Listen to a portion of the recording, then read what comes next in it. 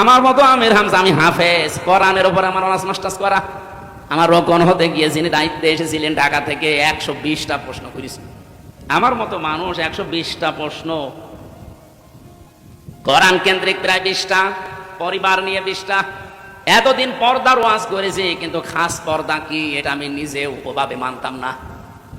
অক্টোবরের 13 তারিখে রোকন হওয়ার পর থেকে আমি বাস্তবে দেখেছি যে পর্দা কি জিনিস আর কেন করা লাগে। জামাত ইসলামের কথা আমি এই জন্য বলছি, বাংলাদেশে 73টা সংগঠন আছে, দল আছে।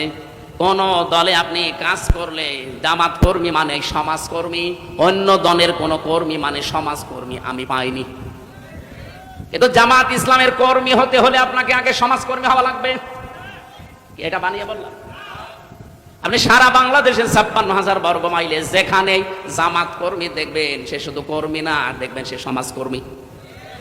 তার যতটুকু ইনকাম আছে ওই টাকা দিয়ে হলেও, দলীয় ভাবে হলেও, এলাকার মানুষকে নিয়ে হলেও সে সামাজিক কোনো কর্মকাণ্ডের সাথে দেখবেন লেগে আছে। এই জন্য আমরা গ্যারান্টি দিতে পারি বাংলাদেশে জামাত ইসলামীতে ছোট থেকে বড় পর্যন্ত যারা আছে কেউ চাঁদাবাজি করে না। রবিউল আউয়াল মাসের যে 12টা শিক্ষা বলছিলাম না, তার একটা মহিলার সিদ্ধান্তের কারণে 2000 মানুষ অলরেডি বিদায় নিয়েছে।